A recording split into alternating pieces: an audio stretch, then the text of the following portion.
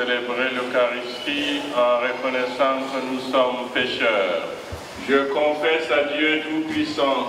Je reconnais devant mes frères que j'ai péché en pensée, en parole, par action et par omission.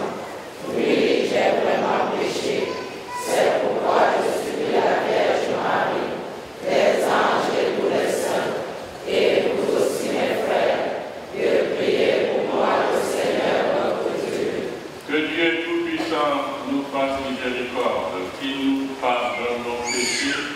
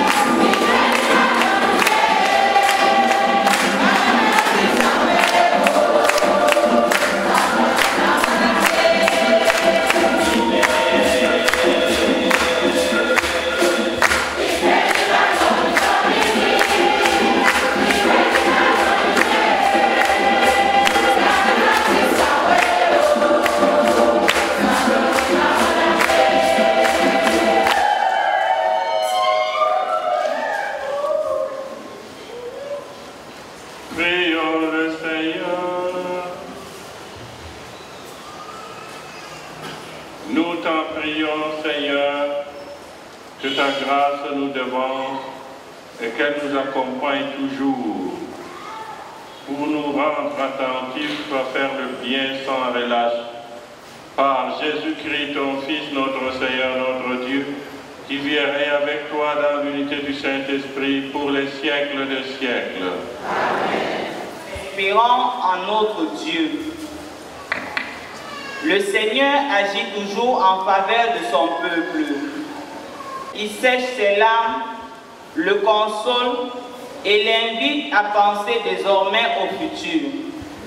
Écoutons. Chapitre 25, versets 6 à 9. Ce jour-là, le Seigneur Dieu de l'univers préparera pour tous les peuples sur sa montagne un festin de viande grasse et de vin capiteux, un festin de viande succulente et de vin décanté. Le Seigneur essuiera les larmes sur tous les visages et par toute la terre, il effacera l'humiliation de son peuple. En lui nous espérions, exultons, réjouissons-nous, il nous a sauvés. Parole du Seigneur.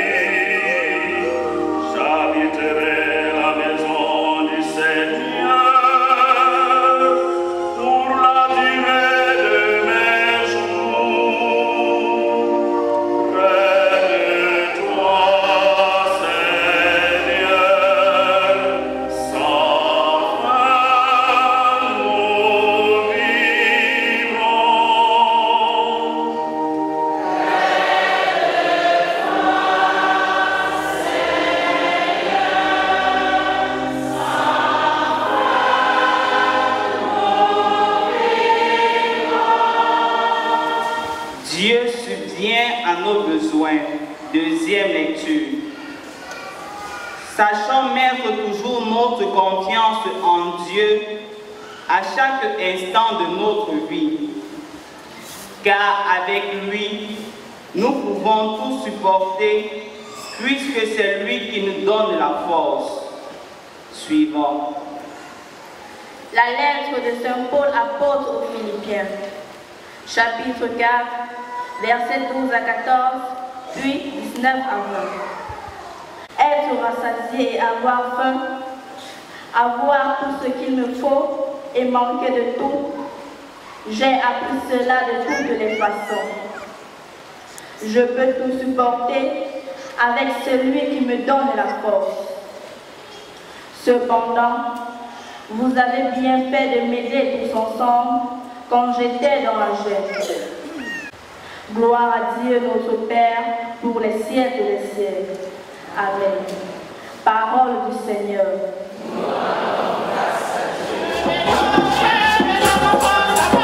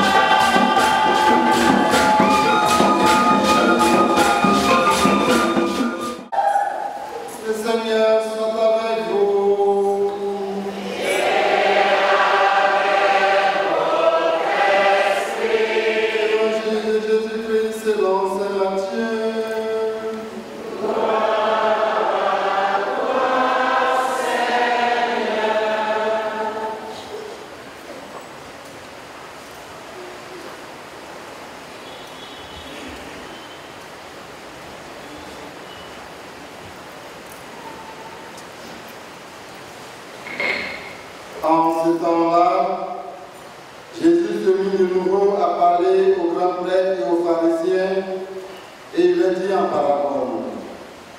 Le royaume des cieux est comparable à un roi qui célébra les noces de son fils. Il envoya ses serviteurs appelés à la noce des invités, mais ceux-ci ne voulaient pas venir. Il envoya encore d'autres serviteurs dire aux invités, « Voilà, j'ai préparé mon banquet. Mes bœufs, mes bêtes grasses sont égorgés, tout est prêt, venez à la noce. » Le roi se mit en colère. Il envoya ses troupes, fit périr les métriers et incendia la ville. Alors il dit à ses serviteurs, « Le repas de noces est prêt, mais les invités n'en étaient pas dignes. Allez donc au croisé des chemins, tous ceux que vous trouverez, invitez-les à la noce. » Les serviteurs allèrent sur les chemins, rassemblèrent tous ceux qu'ils trouvaient, les mauvais comme les bons. La salle de noces fut remplie de convives. Il lui dit, « Mon ami, comment es-tu entré ici sans avoir le vêtement de noces ?» L'autre garda le silence. Alors le roi dit aux serviteurs, « Jetez-le pieds et poings liés dans les ténèbres du dehors, là il y aura des pleurs et des grincements de dents. » Acclamons la parole de Dieu.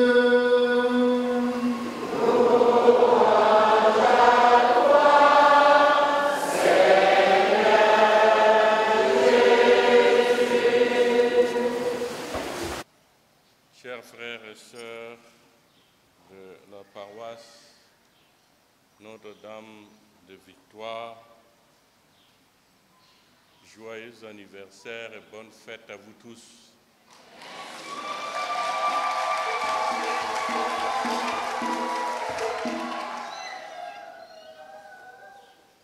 Votre paroisse a 70 ans, ce qui montre que votre paroisse est parmi les plus anciennes paroisses de notre diocèse.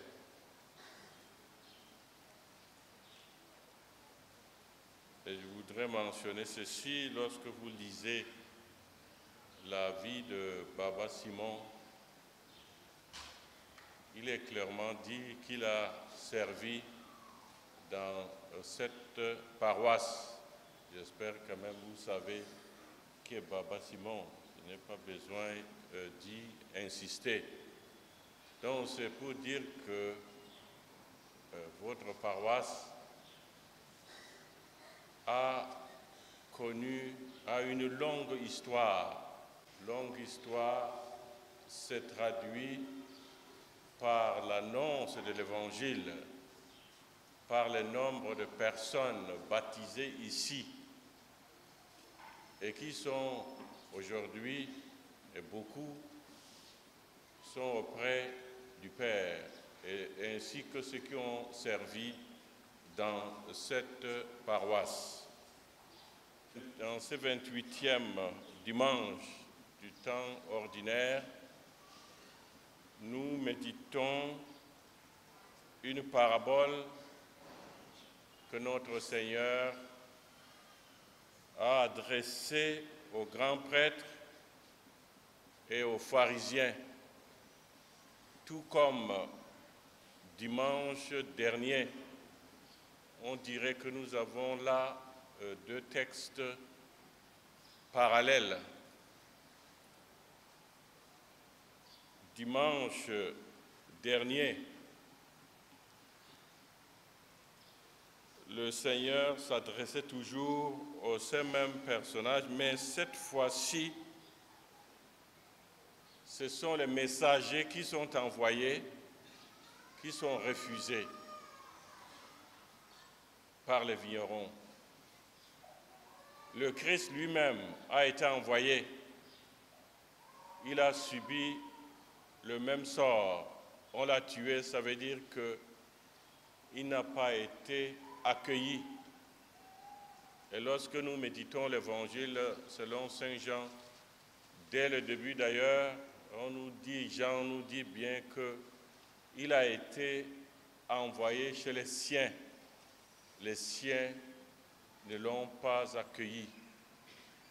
Et tout au long de l'Évangile, selon Saint Jean, il y a ces conflits qui se traduisent par le refus de Jésus-Christ parce qu'il s'est déclaré Fils de Dieu.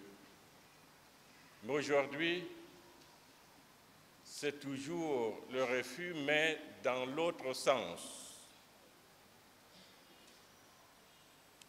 Ce sont plutôt les invités qui refusent de venir prendre part à la fête. On les invite, c'est juste le contraire. C'est-à-dire c'est chacun de nous aujourd'hui qui est invité et qui refuse. Alors, ces invités refusent et l'évangéliste note bien qu'ils n'étaient pas dignes de participer à ce repas. Alors, non seulement ils refusent de venir participer au repas, mais ils s'en prennent aux envoyés du roi jusqu'à les maltraiter et même les tuer. Et ici, chacun a choisi de s'occuper de ses affaires. Donc, ils n'ont pas le temps. C'est le refus donc de répondre à l'appel du roi. Mais dans le texte, le roi n'a pas hésité à manifester sa colère pour comprendre quand même que c'est lui qui commande. Son ordre doit être obéi. Même si les invités ont refusé de venir participer au repas, le roi tient toujours à ce que d'autres personnes viennent prendre part à la fête de noces de son fils qui se mariait. Maintenant, toutes les personnes rencontrées dans la rue sont invitées à prendre part au repas de fête. Finalement, la salle est pleine parce que le roi a tout fait pour offrir ce repas. Mais maintenant commencent quelques problèmes et nous devons nous interroger.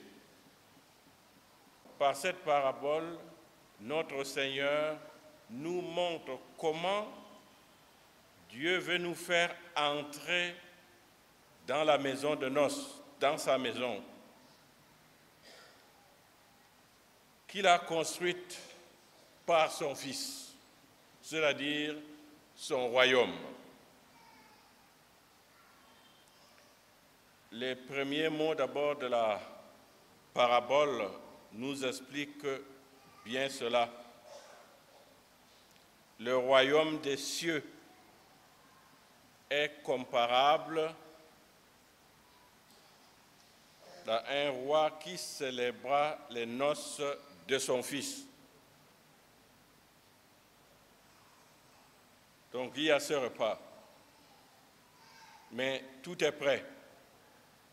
Et ce repas, sachons-le, c'est le royaume. Ici, Matthieu emploie l'expression « royaume des cieux ». Dans d'autres textes, nous rencontrons « royaume de Dieu ». Le royaume est là. Et maintenant, considérons l'attitude des invités. car chaque invité est chacun d'entre nous.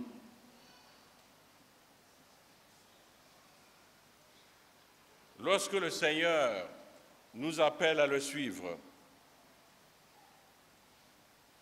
nous nous trouvons face à beaucoup de difficultés pour lui répondre.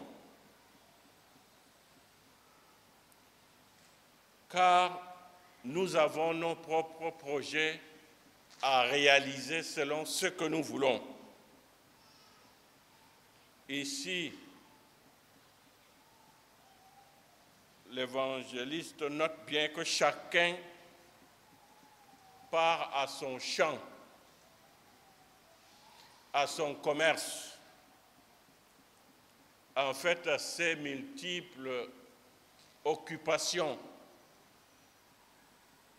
Mais il revient à chacun de nous de se poser la question, qu'est-ce qui nous empêche en fait de répondre fidèlement à l'appel du Seigneur dans nos activités que nous menons?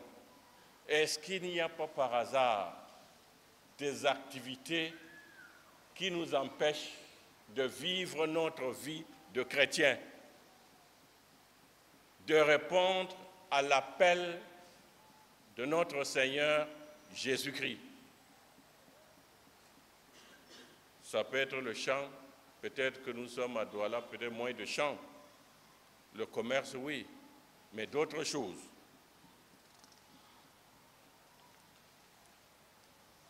Nous avons répondu à l'appel du Seigneur.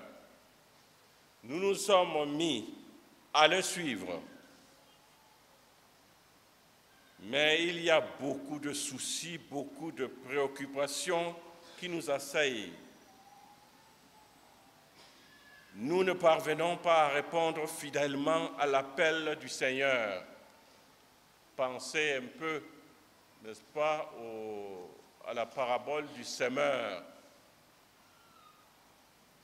La parole a été sémée dans notre cœur. Quel fruit a-t-elle produit? Et si dans notre vie, dans notre manière de répondre ou de refuser de répondre fidèlement à l'appel du Seigneur, les raisons pour justifier notre attitude ne manquent pas. Il est donc difficile pour nous d'accueillir les conditions de vie, les conditions que notre Seigneur nous présente pour pouvoir le suivre, pour devenir ses vrais disciples. Ainsi, nous sommes indignes de le suivre à cause de notre cœur partagé, attiré par tant de problèmes. Nous sommes fils du royaume des cieux, disciples de notre Seigneur, mais porter chaque jour les habits de fête. Cela me fait un peu penser quand vous recevez un billet pour une invitation officielle. On met bien tenue exigée. Je crois que c'est juste ça. Mais ici, tenue exigée, c'est une tenue extérieure. Mais ici, ce que le Seigneur nous réclame là, ce n'est pas la belle robe ou la veste que le Seigneur attend de nous. D'ailleurs, le prophète nous dit, ce que nous avons à faire, c'est de changer notre cœur. Le Seigneur ne s'intéresse pas à ce qui est extérieur. Et l'évangéliste Marc nous dit bien que voilà, ce qui rend l'homme impur, ce n'est pas ce qui vient de l'extérieur, mais c'est ce qui sort de l'homme. Ça veut dire que nous avons ici à réfléchir sur notre attitude, notre vie de chaque jour comme fidèles du Christ. Donc ici, porter les habits de fête est souvent donc difficile. Mais comprenons l'expression, le vêtement de noces, donc. C'est notre témoignage de vie comme des chrétiens chaque jour. Une vie d'amour, une vie ouverte à nos frères. Et pour mener cette vie, nous avons à mettre en pratique la parole de Dieu en nous inspirant essentiellement d'elle, c'est-à-dire avant de poser un acte, je dois me demander si cet acte est conforme à la parole du Seigneur.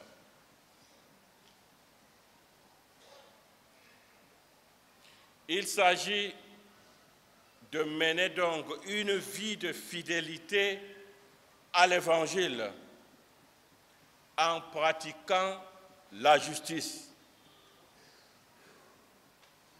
Ici, peut-être nous pouvons dire que nous pratiquons déjà la justice. Je vous invite à aller relire les chapitres 5, 6 et 7 de l'Évangile selon saint Matthieu. C'est le discours sur la montagne. Et là, dès le début, le Christ nous montre que la justice nouvelle est supérieure à l'ancienne. Ce qui se traduit par ceci, que nous, aujourd'hui, notre vie de chrétien ne doit plus se présenter comme si nous n'avions pas rencontré Jésus-Christ. Notre vie doit être donc une vie de témoins, de gens qui vivent selon l'Évangile, de gens qui aiment, de gens qui sont au service les uns des autres. Voilà la loi, la justice nouvelle. Et ici donc, il s'agit de suivre le chemin qui conduit à la perfection.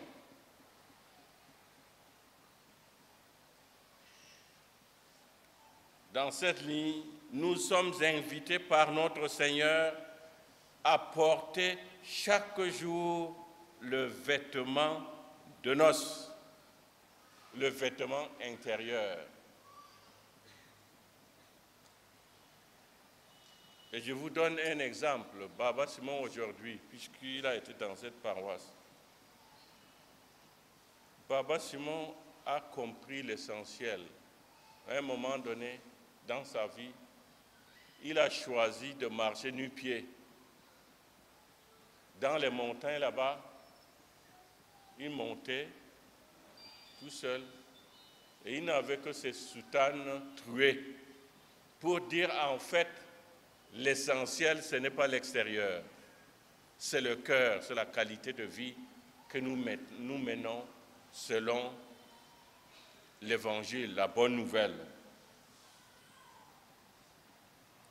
Il s'agit de vivre chaque jour comme de vrais disciples de notre Seigneur. Ici, nous avons, je viens de le dire, nous avons répondu à l'appel du Seigneur.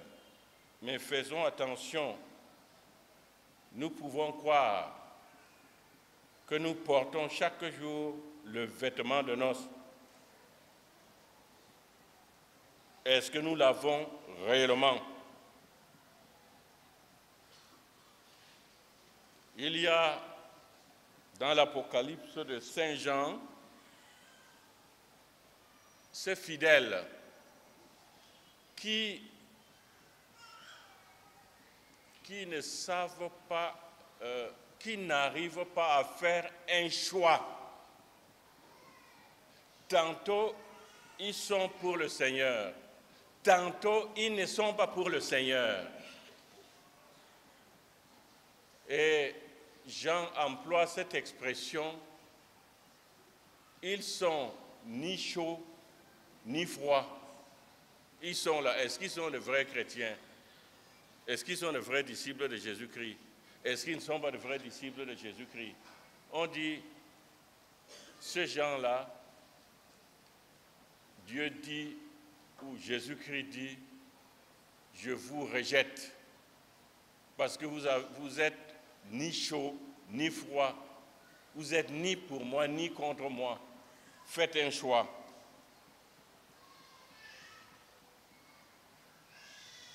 Nous avons donc ici à accueillir l'Évangile avec toutes ses exigences.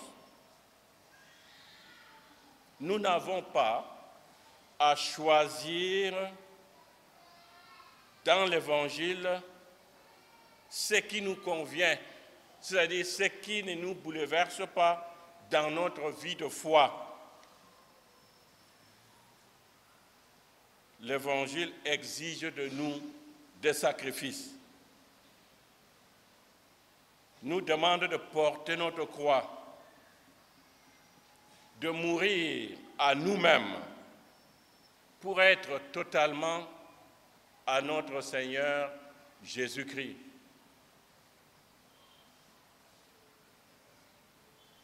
Donc, faire tout pour accepter l'Évangile tel qu'il se présente à nous.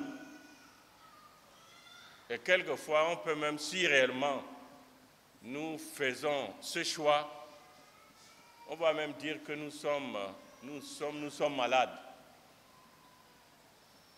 Faisons comme Saint François d'Assise, qui a commencé à prendre l'Évangile à la lettre. Quand l'Évangile du jeune homme riche, quand il a lu, qui dit « Vendez ce que vous avez, donnez-le aux pauvres », François a choisi de le faire. Mais il n'avait pas d'argent. Comme son père était commerçant, il allait prendre de l'argent chez son père.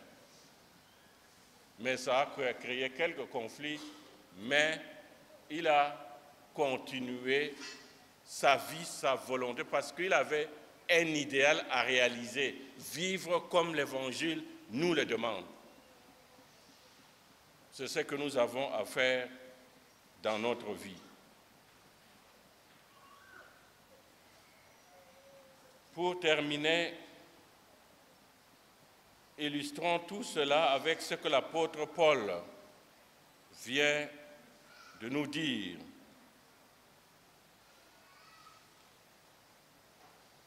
Pour lui, il s'agit de tout faire pour dire oui au Seigneur, pour annoncer l'Évangile. C'est-à-dire, dans notre vie de chaque jour, rien ne doit nous empêcher de faire la volonté du Seigneur, d'annoncer l'Évangile. Et il s'agit donc d'accepter de souffrir. Voilà pourquoi l'apôtre nous dit ici que voilà, il est prêt à tout faire.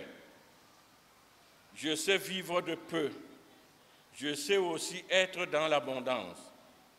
J'ai été formé à tout et pour tout, à être rassasié et à souffrir la faim, à être dans l'abondance et dans les privations. Le résultat de tout cela, c'est quoi? C'est être disciple de Jésus-Christ, c'est annoncer Jésus-Christ à ses frères.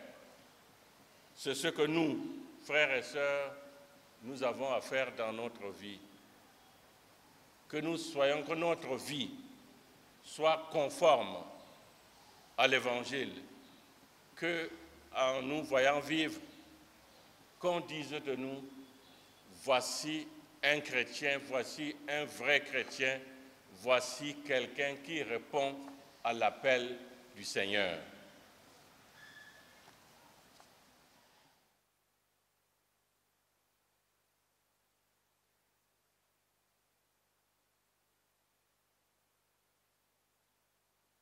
Vous êtes préparés à recevoir aujourd'hui ce sacrement. Devant toute la communauté ici réunie, je vous demande de me répondre.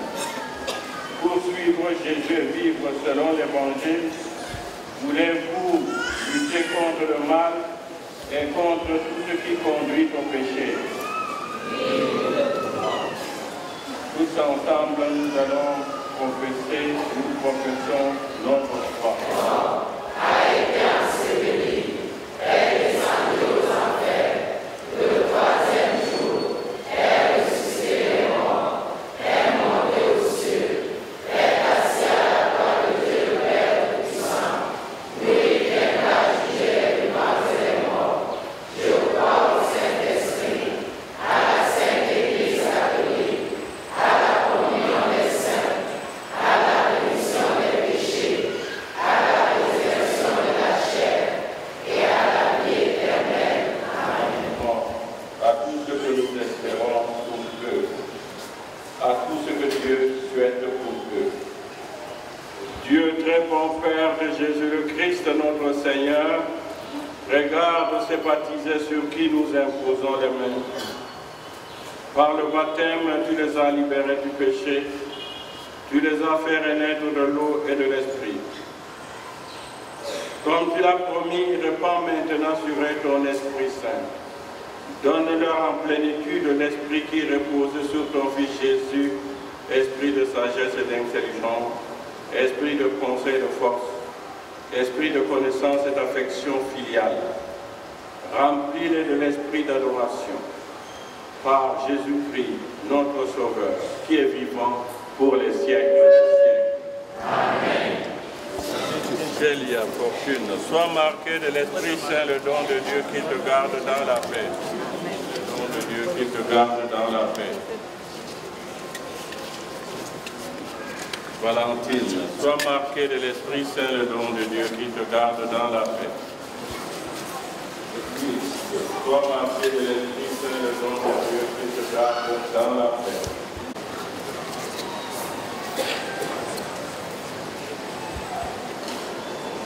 Frères et sœurs, rassemblés pour la prière commune, supplions le Seigneur très bon pour nous-mêmes et pour tous les hommes. Oh Lord, listen to us. Oh Lord, hear our prayers.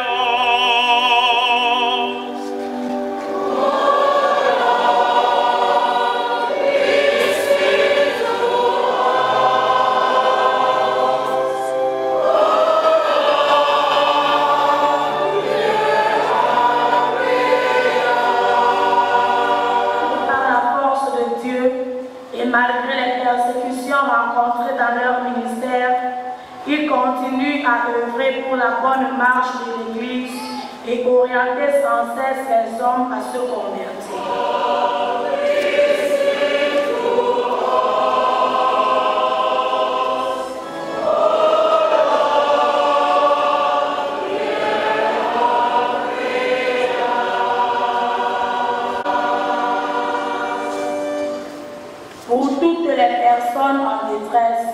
et pour la paix dans le monde, au Cameroun en particulier. Seigneur, donne à tes enfants ton esprit d'amour pour que celui-ci puisse être un moyen de réconciliation et de rétablissement de la paix nationale, afin que par la force de l'Esprit Saint, ils apprennent à supporter leur peine en se confiant au Christ.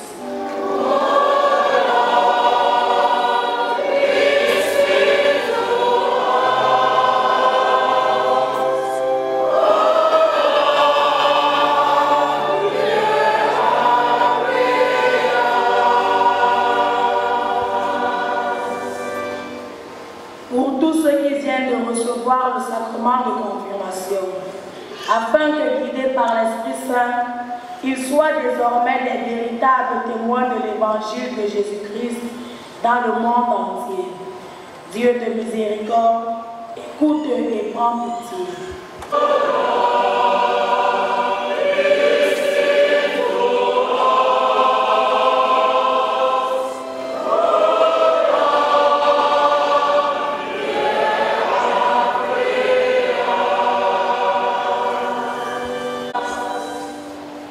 Pour la communauté paroissiale ici rassemblée, afin que par la grâce de Dieu, nous acceptions l'invitation au festin en mettant en pratique ses commandements et de pouvoir se revêtir de l'habit de noces.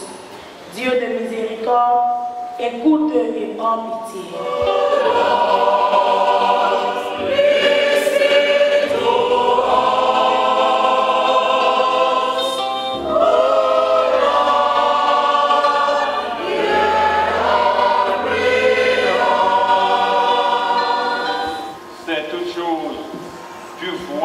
Tous les besoins de notre vie humaine. Accueille les prières de ceux qui croient en toi. Exauce les désirs de ceux qui te supplient. Par Jésus le Christ, notre Seigneur. Amen. Yeah.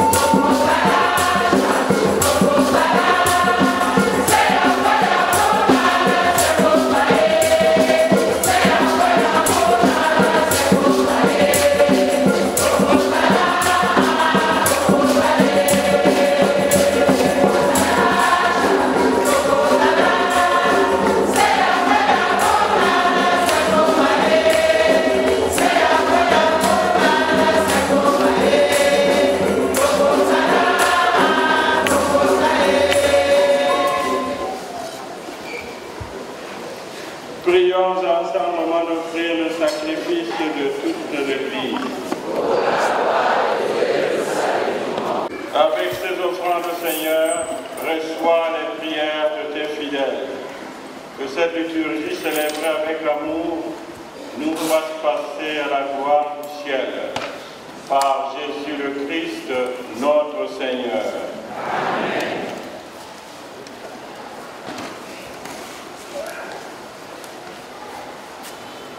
Le Seigneur soit avec vous.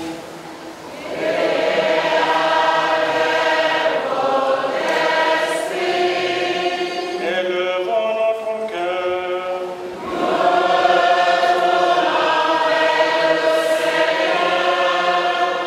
Rendons grâce au Seigneur notre Dieu.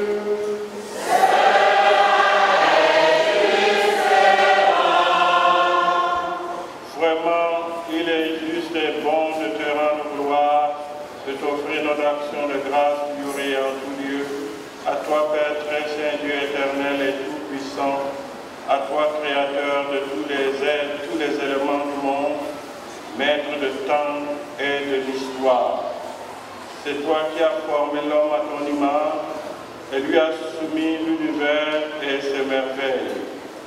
Tu lui as confié ta création pour qu'en admirant ton œuvre, il ne cesse de te rendre grâce par le Christ notre Seigneur. C'est toi que la terre et le ciel, avec les anges et les archanges, ne cessent d'acclamer en chantant.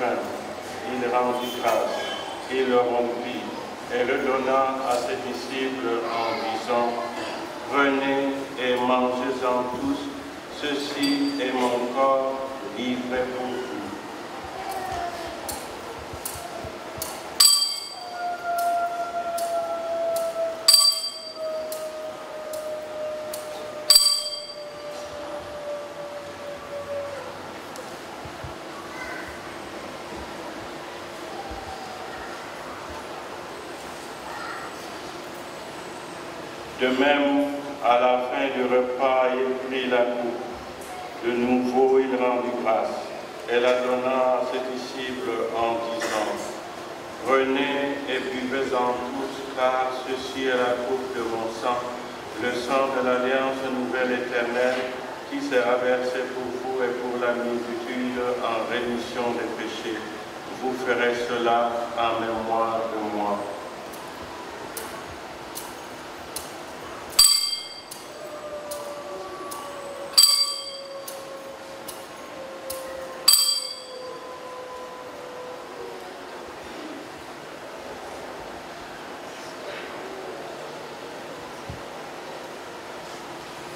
Proclamons le mystère de la foi.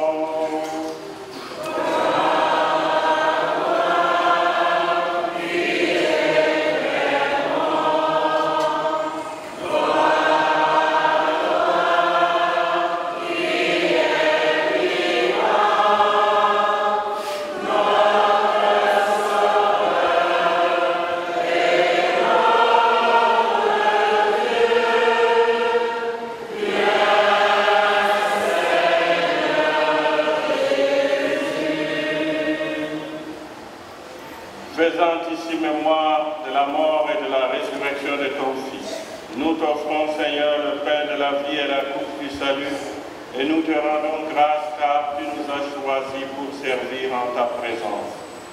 Humblement, nous te demandons qu'en ayant part au corps et au sang du Christ, nous soyons rassemblés par l'Esprit Saint en un seul corps. Souviens-toi, Seigneur, de ton Église répandue à travers le monde. Fais-la grandir dans ta charité avec le pape François, notre évêque Samuel ici présent, Christiane, évêque émérite et tous ceux qui ont la charge de ton peuple. Souviens-toi aussi de nos frères qui se sont endormis dans l'espérance de la résurrection et de tous les hommes qui ont quitté cette vie. Reçois-les dans ta lumière auprès de toi.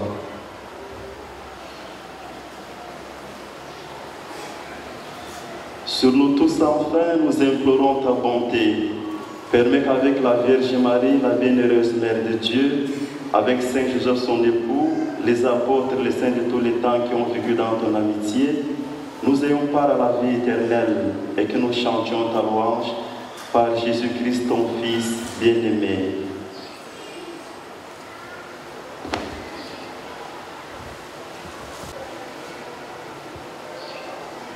Par lui, avec lui et en lui.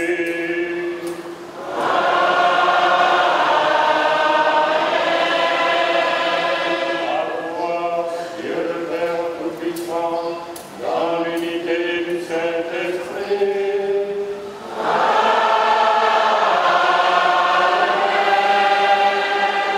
Tout honneur et toute gloire pour les siècles des siècles.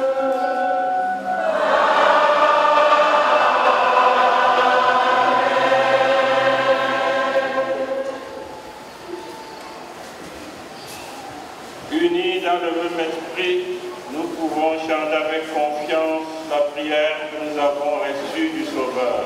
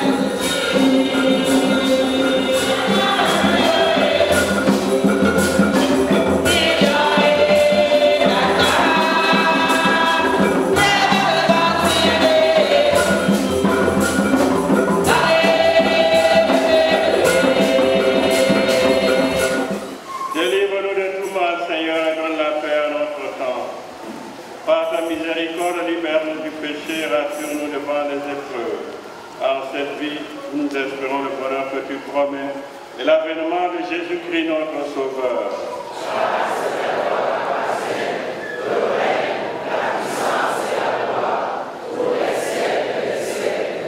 Seigneur Jésus-Christ, tu as dit à tes apôtres, je vous laisse la paix, je vous donne ma paix. Ne regarde pas nos péchés, mais la foi de ton Église. Pour que ta volonté s'accomplisse, donne-lui toujours cette paix, conduis-la vers l'unité parfaite, toi qui règnes pour les siècles de siècles. Amen. Que la paix du Seigneur soit toujours avec vous. Et avec votre esprit. Frères et sœurs, dans la charité du Christ, donnez-vous la paix.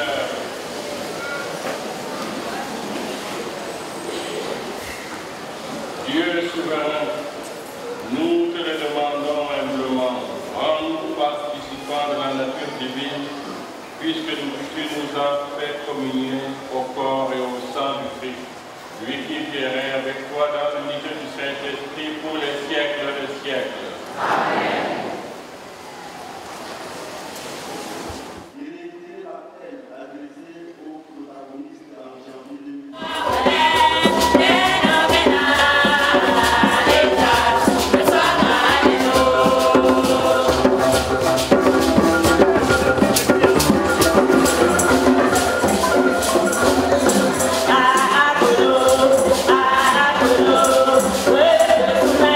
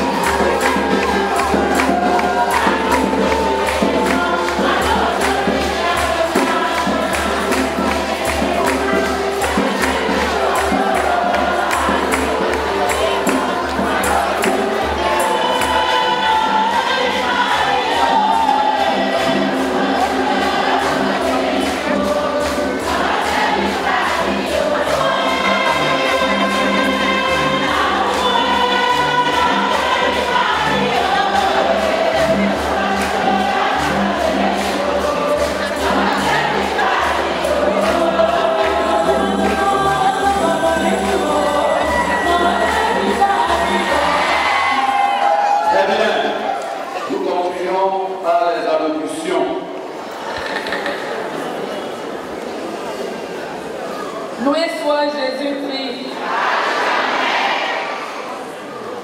Son Excellence, Monseigneur Samuel Cléda, archevêque métropolitain de Douala, qui depuis hier samedi 14 octobre 2017 et aujourd'hui, dimanche 15 octobre 2017, à l'occasion de votre visite pastorale qui coïncide avec la célébration de la fête patronale de notre paroisse, des 70 ans de son existence et de l'inauguration de son nouveau presbytère paroissial. Une fois de plus, nous vous souhaitons une chaleureuse bienvenue en vous disant « Béni soit celui qui vient au nom du Seigneur ». Nous vous remercions pour votre disponibilité paternelle à l'égard de vos enfants que nous sommes. Disponibilité grâce à laquelle vous nous avez nourris hier par votre enseignement qui va nous conforter davantage dans notre vie de foi en Jésus-Christ pour un renouvellement spirituel, socle d'un bon témoignage dans nos différents milieux de vie.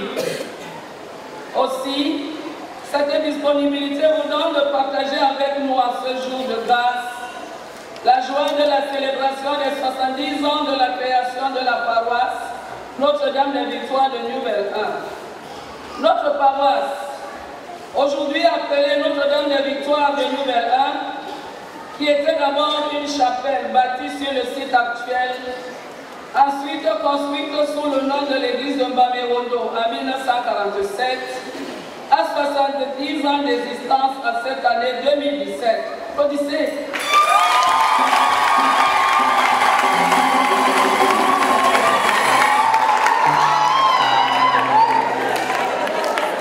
C'est cet événement que le clergé et les paroissiens célèbrent depuis samedi 7 octobre 2017 jusqu'à ce jour de l'apothéose, dimanche 15 octobre 2017. À 70 ans, la paroisse Notre-Dame de Victoire de Nouvelle est debout, toujours vivante et active.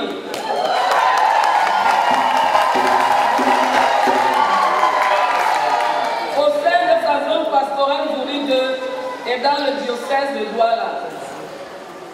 Célébrer 70 ans d'existence de notre paroisse, c'est célébrer 70 années d'engagement et de zèle missionnaire, de l'œuvre sacerdotale à travers l'annonce de la bonne nouvelle de Jésus-Christ, de pastoral, de catéchèse, d'administration des sacrements. C'est célébrer 70 années de militantisme religieux, de vie communautaire et de service pour l'Église, dans l'amour, la fraternité et le pardon. C'est célébrer 70 années de combat et de victoire avec la Vierge Marie, Notre-Dame des Victoires.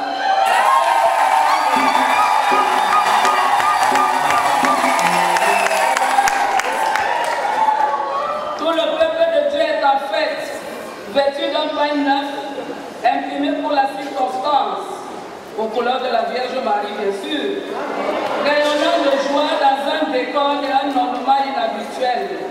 Le tout rehaussé à l'extérieur par le nouveau presbytère paroissial, dont la cérémonie de pose de la première pierre avait eu lieu le 27 septembre 2015 par son éminence, le cardinal Christian Toumi, et que vous, son Excellence Monseigneur Samuel Cléda, archevêque métropolitain de Douala, avez ainsi l'honneur d'inaugurer à la fin de cette belle liturgie.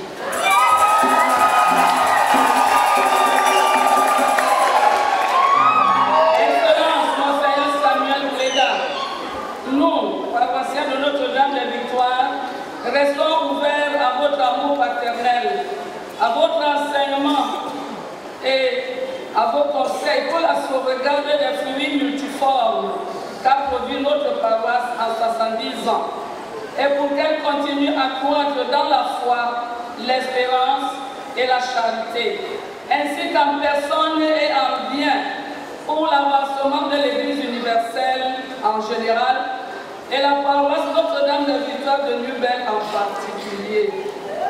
Une fois de plus, bonne fête à son Excellence Monseigneur Samuel Cléda, archevêque métropolitain de Douala.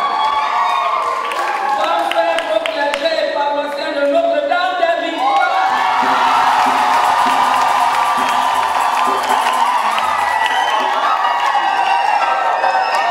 Bonne fête à tous nos chers invités, amis, connaissances et sympathisants, et tous ceux qui ont œuvré de loin, de près, dans nombre pour la réussite de cette belle fête, d'entrer dans le 3e âge.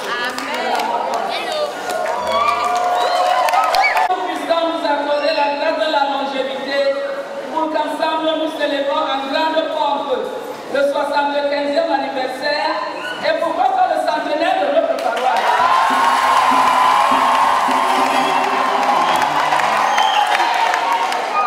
Notre-Dame de Victoire de Nubel.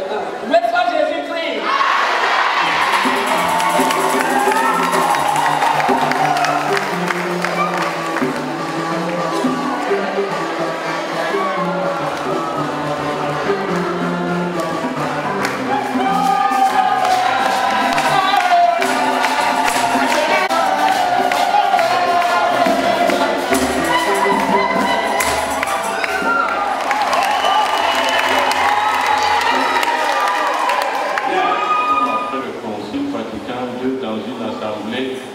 Tout le monde doit chanter, tout le monde doit participer à la liturgie, donc d'où la nécessité de choisir des chants, d'entonner des chants que tout le monde connaît.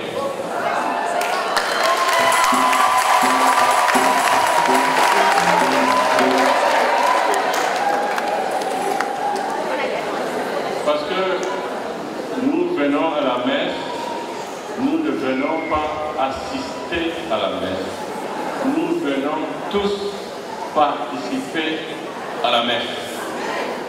Donc je vous encourage, n'est-ce pas, à faire ou à apprendre les chants à tout le monde. Seigneur soit avec vous. Que Dieu Tout-Puissant vous bénisse, le Père, le Fils et le Saint-Esprit. Allez dans la paix du Christ.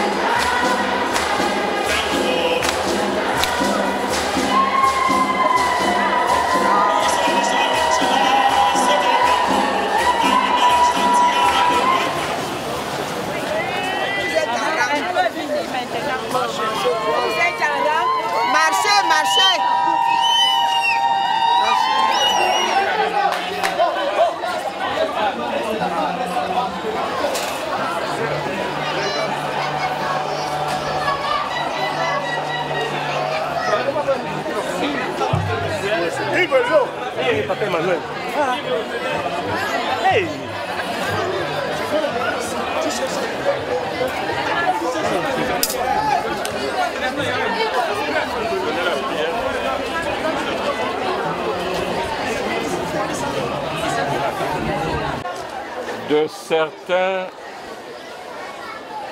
le désir de te consacrer leur vie et qui leur donne les forces nécessaires pour répondre à cette vocation.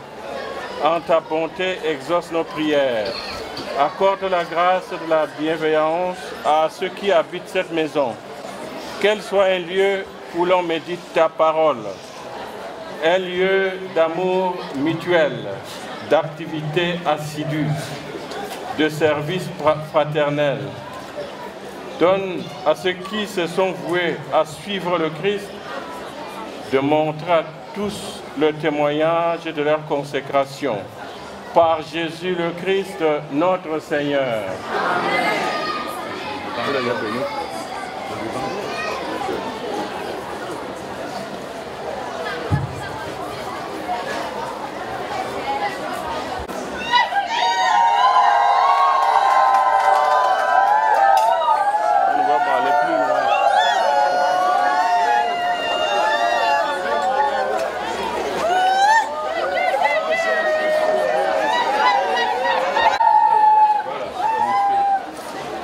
mettez deux dedans.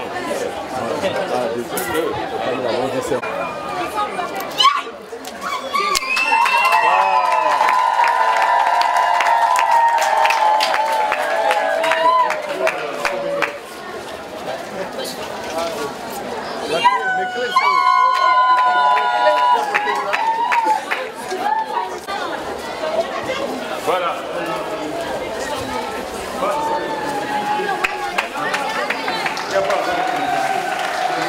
Voilà. Voilà.